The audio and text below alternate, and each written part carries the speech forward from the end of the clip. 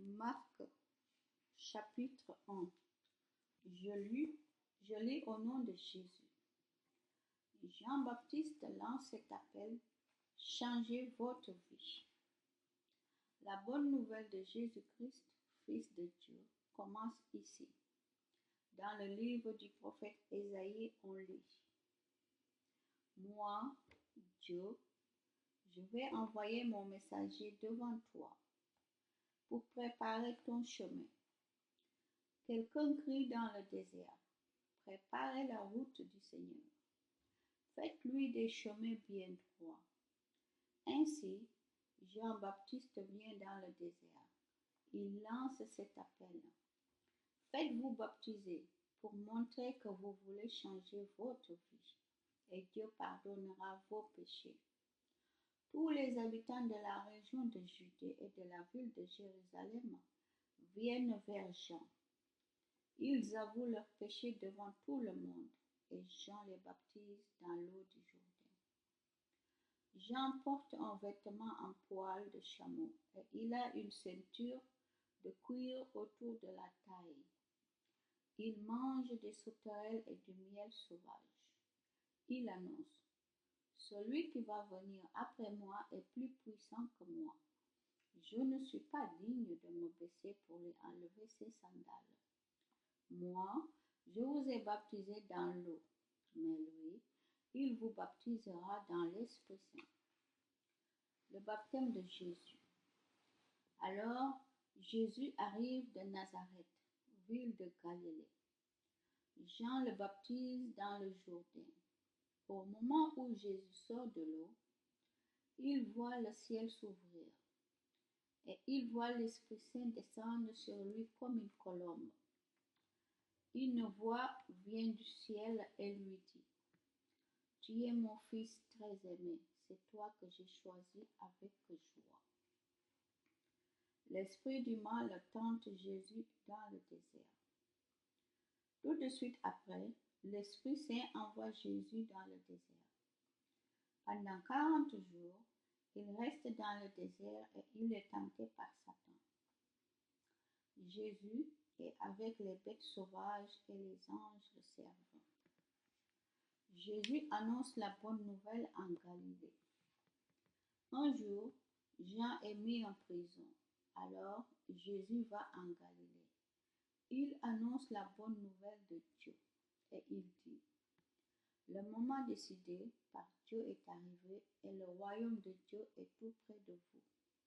Changez votre vie et croyez à la bonne nouvelle.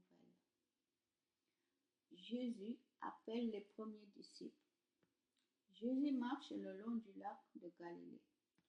Il voit Simon et André, le frère de Simon. Ce sont des pêcheurs et ils sont en train de jeter un filet dans le lac. Jésus leur dit: venez avec moi et je ferai de vous des pêcheurs d'hommes. Aussitôt, ils laissent leur filet et ils suivent Jésus. En allant un peu plus loin, Jésus voit Jacques et Jean, deux frères. Ce sont les fils de Zébédée. Ils sont dans leur barque et réparent leur filet. Aussitôt, Jésus les appelle. Ils laissent leur père Zébédée dans la barque avec les ouvriers et ils s'en vont avec Jésus. Jésus guérit un homme qui a un esprit mauvais.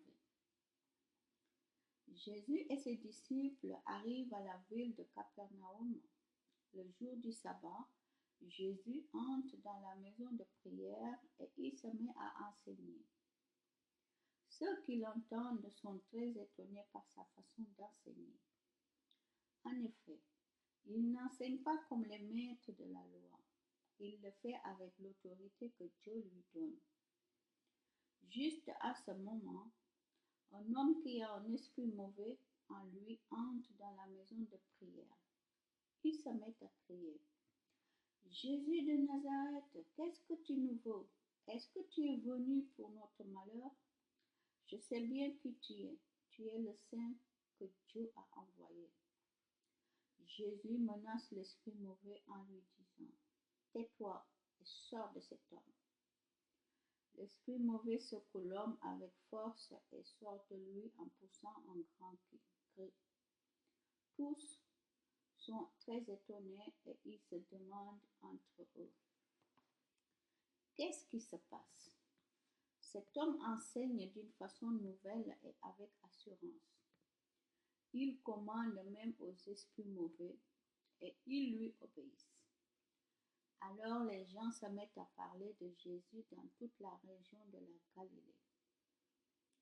Jésus guérit la belle-mère de Pierre. Jésus sort de la maison de prière et tout de suite après, il va chez Simon et André. Jacques et Jean l'accompagnent. La belle-mère de Simon est couchée avec de la fièvre.